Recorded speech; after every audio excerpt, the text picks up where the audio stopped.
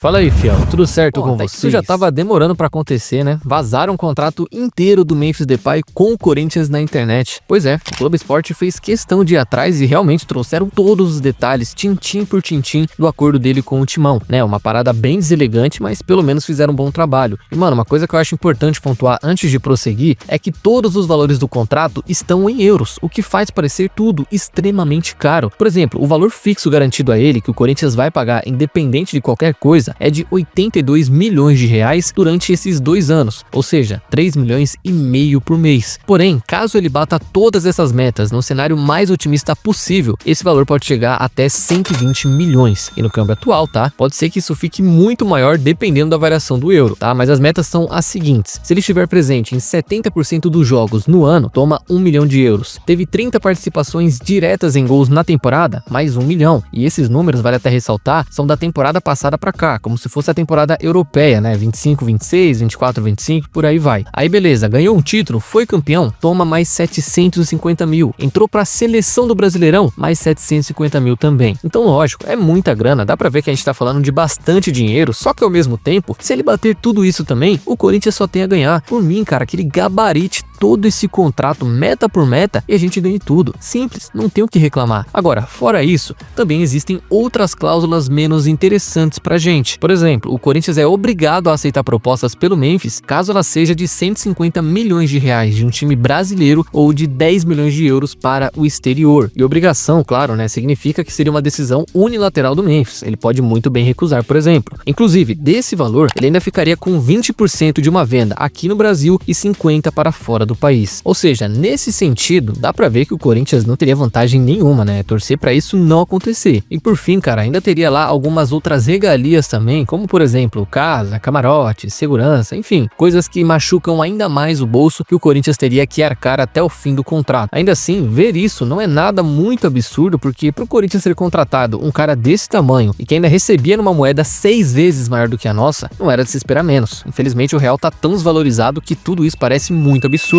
Só que o ponto é, até então, o retorno que ele deu pra gente é compatível, ele tá fazendo valer a pena todo esse gasto em cima dele. Pô, quando, por exemplo, que a gente já tá pensando em contratar um Pogba, um Sérgio Ramos da vida, e por mais que eles não venham, e olhando esse contrato, daria pra entender se não viesse, mas olha a repercussão que o Corinthians gerou com a chegada dele. Pô, o maluco mudou o vestiário, atraiu a atenção do mundo inteiro, melhorou o desempenho do time como um todo. Ou seja, tudo isso não é custo, é investimento. E mano, se ele bater todas essas metas que estão lá, eu vou falar mais o quê, certo? Mas aí, mano, surpresas com todos esses números? É caro demais? Tá dentro do esperado? O que vocês acham, mano? Comentem aí.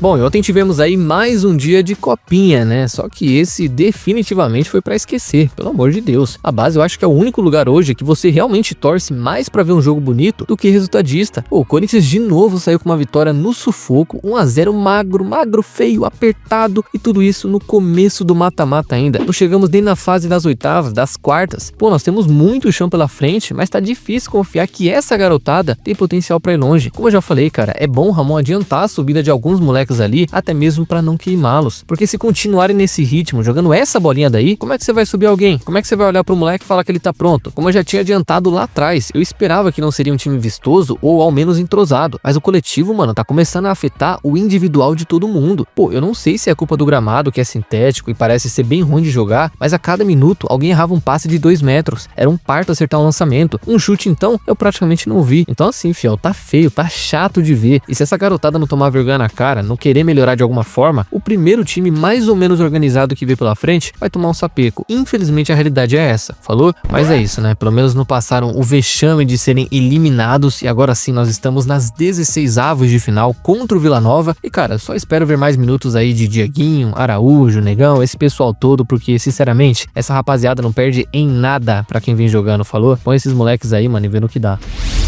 E por falar na base, mano, olha só que curioso. O agente do tal jogador que motivou a denúncia do João Sampaio do Palmeiras, que fez o Corinthians ser excluído do movimento de clubes formadores, veio a público nessa terça-feira para dar a sua versão do caso e mostrar que o Corinthians não tá tão errado nessa história não. E basicamente, ele diz ali que vinha tentando conversar com o diretor para firmar um contrato de formação com o clube quando o garoto fosse completar 14 anos no final de dezembro, e o diretor lá, mano, só enrolando, metendo louco, falando amanhã, nunca chegou, e aí ele até mostra os prints da conversa, né, pra mostrar que ele não tá mentindo, e como ele viu que não teve resposta, simplesmente foi até o Corinthians, conversou e transferiu o garoto 3 dias antes dele completar seus 14 anos, o que é totalmente permitido nessa idade, sem que eles precisem pagar nenhum tipo de multa. Quer sair? Sai, não tem problema nenhum. Ah, e mais, o cara ainda fala que se isso for mesmo um motivo de exclusão desse movimento, já era pro Palmeiras ter sido excluído desse movimento faz muito tempo, porque ele diz que já cansou de ver esse tipo de prática por lá. Ou seja, por isso que o Corinthians ficou tão surpreso quando soube da notícia que foi excluído. E pior que eu até falei, isso nem foi culpa do Claudinei, mas a gente vai acabar pagando por isso. Agora, cara, de um jeito ou de outro, eles têm que reverter essa situação. Tem tudo na mão pra sair por cima e ainda jogar o Palmeiras pra baixo. Basta competência e saber como fazer. Eles viram isso daí, ó, rapidinho. Tá tudo na nossa mão, tá? Enfim, até que essa história ficou interessante agora e eu quero ver onde esse caso vai, porque dá pra ver nitidamente que esse João Sampaio só denunciou na maldade, mano, pra se vingar do cara e de quebra, ó, ferrar a gente. Conseguiu 2 pinos numa marretada só. Mas não tem problema não, cara, fica tranquilo. Sua hora vai chegar, meu querido. Pode esperar, falou?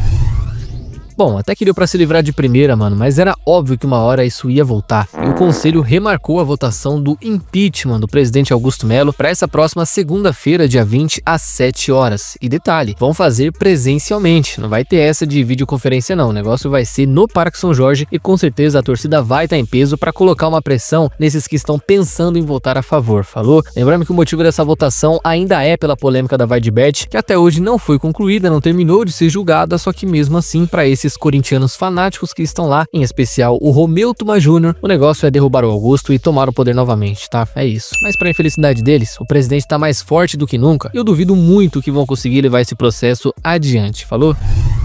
Mano, e pra essa estreia do Paulistão, o Corinthians conseguiu inscrever o Romero e o Hugo a tempo de estrearem nessa primeira rodada, além do Kaká também, que só veio aparecer hoje no bid, só que como a documentação dele já estava protocolada desde segunda, a federação deu esse boi e liberou o registro também. E como a primeira lista já foi divulgada, né, com um total de 23 jogadores de 26 permitidos na lista A, uma das grandes novidades a se destacar aqui foi a presença de Luiz Eduardo, o camisa 10 da Copinha de apenas 17 anos, que até agradou o Ramon em alguns treinos no ano passado, e essa inscrição na lista A é muito porque, como ele não tem 1 ano de Corinthians ainda, não poderia aparecer na lista B e teve que gastar esse espaço na lista A. Ainda assim, como a tendência de um Corinthians ainda mais juvenil nessa temporada, pode ser que ele acabe ganhando chances e fazendo valer essa inscrição. Já nesse primeiro jogo, fiel, o próprio Emiliano deu a letra de que separou o elenco em 3 grupos nessa pré-temporada e que já tinha até avisado os reservas no ano passado que eles começariam jogando nos primeiros jogos. Ou seja, teremos Romero e companhia nesses primeiros jogos e eu só torço para que isso dê certo, para que a gente não se complique depois, falou? Então, fiel, é isso por hoje. E antes de vocês saírem do vídeo, não se esqueça de deixar a curtida e se inscrever no canal, que já vai estar me ajudando demais e vai contribuir para mais vídeos por aqui, certo? Espero vocês numa próxima, tamo junto e vai Corinthians!